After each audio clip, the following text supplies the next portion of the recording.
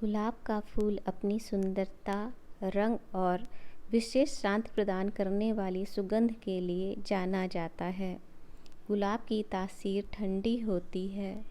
अपनी इस ठंडी प्रकृति के कारण उष्ण प्रधान रोगों में इसका प्रयोग किया जाता है। शरीर में उष्णता दो तरह से हो सकती है, वातावरणीय प्रभाव होने के कारण या फिर शरीर की बिगड़ी हुई फिजियोलॉजी के कारण।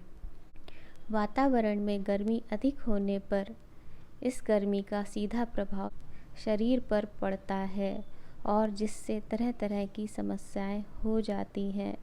इसके लिए गुलाब का प्रयोग किया जाता है। साथ ही बिगड़ी हुई फिजियोलॉजी के कारण शरीर के अंदर उत्पन्न हुई गर्मी के रोगों को दूर करने में भी गुलाब का उपयोग होता है। सिर से पैर तक की विभिन्न समस्याओं और रोग की अवस्था को ठीक करने में गुलाब की ताज़ी या सूखी पंखुड़ियों, गुलाब जल या गुलकंद का प्रयोग किया जाता है। होम्योपैथी की औषधि रोज़ा डेमेस्सेना रोज़ पेटल्स के टिंक्चर से तैयार होती है। गुलाब की पंखुड़ियों के अर्क से बनी दवा में विशेष तरह के रोगों को ठीक करने का गुण होता है। गुलाब की पंखुड़ियों में विटामिन सी की अधिक मात्रा होती है। इसके अलावा इसमें vitamin A, vitamin E, iron, calcium आदि पाए जाते हैं। गुलाब में पॉलीफिनॉल्स, फाइटोन्यूट्रिएंट्स, ऑयल्स, एंटीऑक्सीडेंट्स होते हैं। विदेशों में गुलाब की पंखुड़ियों से बनी चाय को पीना बहुत पसंद किया जाता है। इससे इम्यून सिस्टम को सपोर्ट मिलता है। यह सर्दी जुकाम, फ्लू लाइक सिम्टम्स को और कंजेशन को ठीक करती है। मानसिक दबाव, चिंता आदि को इसमें पाए जाने वाले तत्व दूर करते हैं। गुलाब में पाए जाने वाले पॉलीफिनॉल्स, एंटीऑक्सीडेंट्स सेल के डैमेज को रोकते हैं। ये सभी तत्व हार्ट डिजीज़, डायबिटीज़, मोटापे और इसी प्रकार कैंसर की बीमारियों को दूर रखने में सहायक हैं। चोट के कारण उत्पन्न हुआ दर्द या हड्डी के विभिन्न रोगों में भी गुलाब का प्रयोग सूजन और दर्द को कम करता है। महिलाओं में मासिक धर्म के समय अधिक दर्द होने पर गुलाब की पंखुड़ियाँ दर्द का निवारण करती हैं। यह कब्ज़ से बचाती हैं और शरीर में खाद्य तत्वों के अवशोषण को भी बढ़ाती हैं।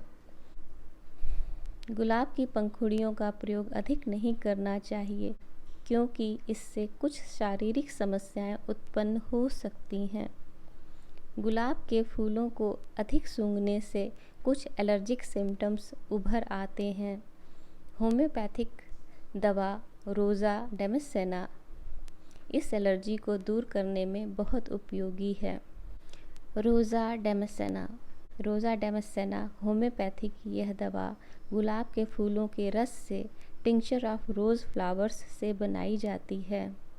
होम्योपैथी में रोज़ा डेमेस्सेना का मदर टिंक्चर 1x, 3x, 6, 30 और 200 पोटेंसीज का प्रयोग किया जाता है।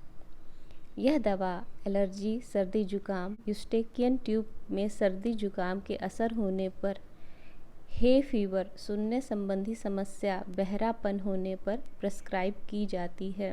रोज़ गोल्ड में रोज़ा डेमेस्सेना का प्रयोग किया जाता है। यह दवा हे फीवर, एलर्जी के कारण सर्दी जुकाम की शुरुआती अवस्था में बहुत उपयोगी है। कान में घंटी बजने या किसी अन्य प्रकार की आवाज़ आने पर इस दवा का प्रयोग होता है, जिसमें मिडिल ईयर को मुंह और कंठ से जोड़ने वाली यूस्टेकियन ट्यूब, कंठ कर्ण नलिका प्रभावित हो गई है, वहाँ पर इसका प्रयोग बहुत ही अच्छा मिलता है। यह औषधि एक्यूट स्टेज में बड़ी ही महत्वपूर्ण एवं प्रभावी है। इस दवा के साथ रोज़ गोल्ड नामक शब्द जुड़ा हुआ है। यह रोज़ गोल्ड क्या होता है? गुलाब के फूलों को अधिक सूंघने से एलर्जिक सर्दी जुकाम हो जाता है, इसे रोज़ गोल्ड कहते हैं। साथ ही जब बसंत काल के समाप्ति का समय होता है और गर्मी की शुरुआत हो रही होती है, मार्च अप्रैल मई के महीने में एलर्जी होने के कारण जो सर्दी जुकाम हो जाता है उसे भी रोज़ कोल्ड कहते हैं। उस काल में काफ़ी बड़ी संख्या में लोगों में शुष्क होती हवा में उड़ते सूक्ष्म कण, पॉलन ग्रेन्स एवं महीन धूल के कणों से एलर्जी हो जाती है। एलर्जी होने से जो लक्षण उभरते हैं वे इस प्रकार होते हैं।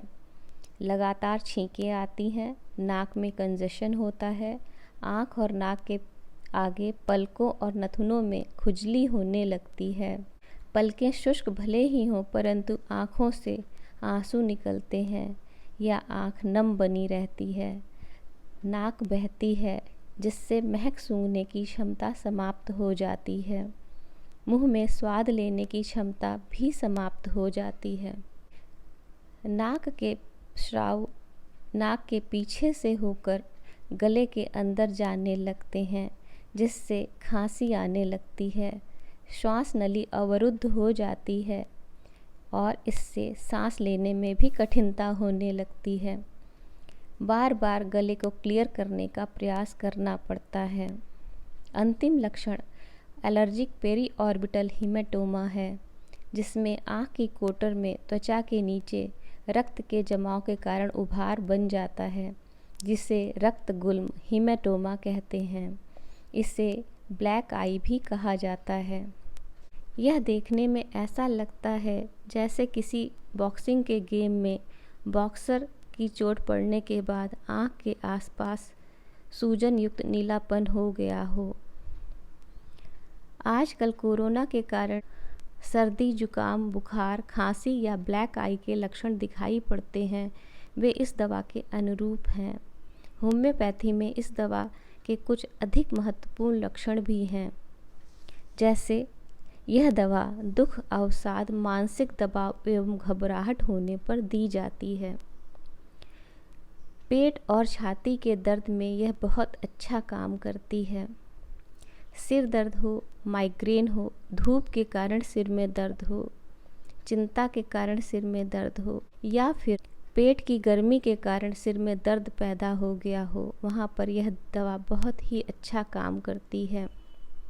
मैंने जैसा पहले बताया कि यह दवा एलर्जी के लिए ख़ास है। पुरानी खांसी हो जाने पर इस दवा का प्रयोग लाभ देता है। गले में सूजन होने पर यह दवा उपयोगी है। कान और मुंह को जोड़ने वाली नली यूस्टेकियन ट्यूब में कटार होने पर यह दवा हाइड्रास्टिस और मर्कडल्सिस के समान है। हाइड्रास्टिस में म्यूकोपुरुलेंट डिस्चार्ज होता है, जबकि मर्कडल्सिस में यूस्टेकियन ट्यूब बंद हो जाती है। कान में घंटी या आवाज़ आने पर और कुछ हद तक बहरेपन के लक्षण प्रकट होने पर रोज़ाडेमस सेना को देना निश्चित ही लाभकर होता है। मदर टिंचर को शुरुआत में तब ही प्रयोग करना चाहिए जब सर्दी, जुकाम, बुखार की स्थिति हो और कान की नली बंद महसूस होती हो, परंतु बताए गए अन्य लक्षणों के होने पर पोटेंसी में दवा देने से रोग जड़ से समाप्त हो जाता है। दवा के मदर टिंचर की 3 से 5 बूंदों को आधे कप पानी में दिन में 2 से 4 बार तक रिपीट करें। स्थिति में सुधार देखते ही उत्तरोत्तर 3, 6 अथवा 30 और फिर 200 शक्ति का प्रयोग कर रोग को नियंत्रित कर समाप्त किया जा सकता है। यह दवा पेशेंट के लक्षणों की ग्रेविटी को देखकर रिपीट की जाती है और इसकी पोटेंसी भी उसी तरह डिसाइड की जाती है।